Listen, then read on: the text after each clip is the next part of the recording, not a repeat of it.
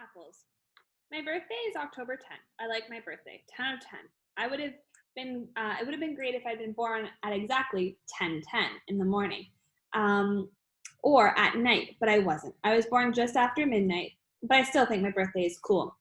Usually, I have a little party at home, but this year I asked Mom if I could have a big bowling party. Mom was surprised but happy. She asked me who I wanted to ask from my class, and I said everyone in my homeroom plus Summer. That's a lot of kids, Augie, said Mom.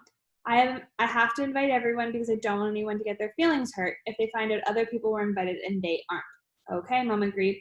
You even want to invite the what's the deal kid? Mom asked. Yeah, you can invite Julian, I answered. Geez, Mom, you should forget about that already.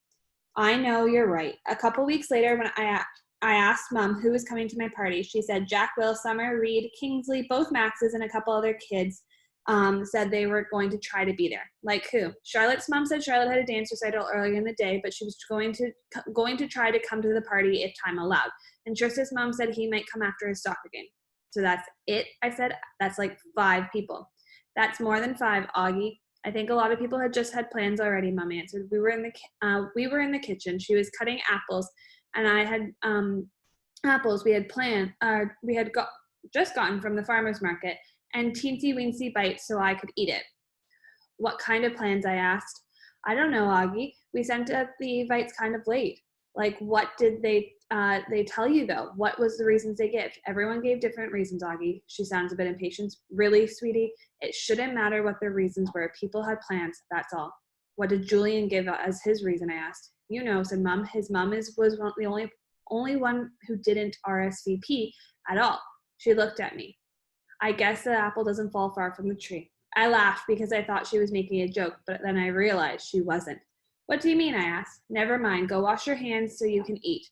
My birthday party turned out to be much smaller than I had thought it would be, but it was still great. Jack, Summer, Reed, Tristan, and both Maxes came from school, and Christopher came too, all the way from Bridgeport with his parents. And Uncle Ben came, and Aunt Kate and Uncle Poe drove from Boston, though Tata and Papa were in Florida for the winter.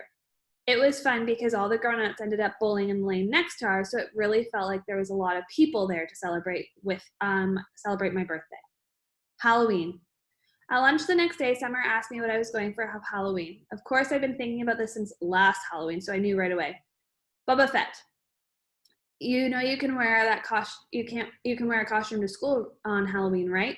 No way, really? So as long as it's politically correct. What, like no guns and stuff? Exactly. What about blasters? I think blasters are like guns, Augie. Oh man, I said, shaking my head. Boba Fett has blasters. At least we don't have to come like a character in a book anymore. In the lower school, that's what you had to do. Last year I was Wicked Witch of the West from Wizard of Oz. But that's a movie, not a book. Hello, Summer said. It was a book first. One of my favorite books in the world, actually. My dad used to read it to me every night in first grade. When Summer talks, especially when she gets excited about something, her eyes squint like she's looking at the sun. I had hardly ever see Summer during the day, since the only class we have together is English. But ever since first lunch at school, we've sat at the summer table every day, just the 2 of us.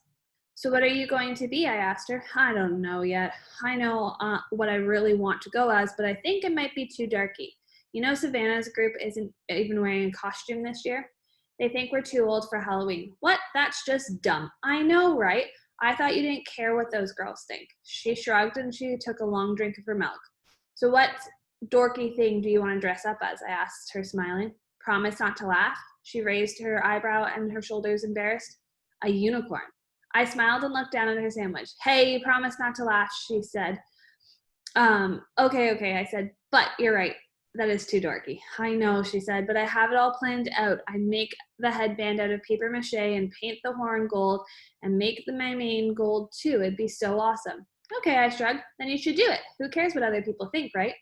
Maybe. What I'll do is just wear it for the Halloween parade, she said, snapping her fingers, and then I'll just be like a goth girl for school. Yeah, that's what I'll do. Sounds like a plan, I nodded. Thanks, Augie, she giggled. You know that's what I like best about you. I can feel like I can tell you anything. Yeah, I answered, nodding. I gave her a thumbs up. Cool beans. School pictures. I don't think anyone will be shocked to learn I don't want to have my picture taken on October 22nd. No way, no thank you. I stopped letting anyone take pictures of me a while ago. I guess you could call it a phobia. No, actually, it's not a phobia. It's an aversion, which is a word I just learned in Mr. Brown's class. I have an aversion to taking pictures. There, I used it in a sentence. I thought Mom would try to get me to drop my aversion to having my picture taken for school, but she didn't. Unfortunately, while I managed to avoid having my portrait taken, I couldn't get out of the being part of the class picture. Ugh, the photographer looked like he just sucked a lemon when he saw me. I'm sure he thought I'd ruined the picture. I was one of the ones in the front sitting down.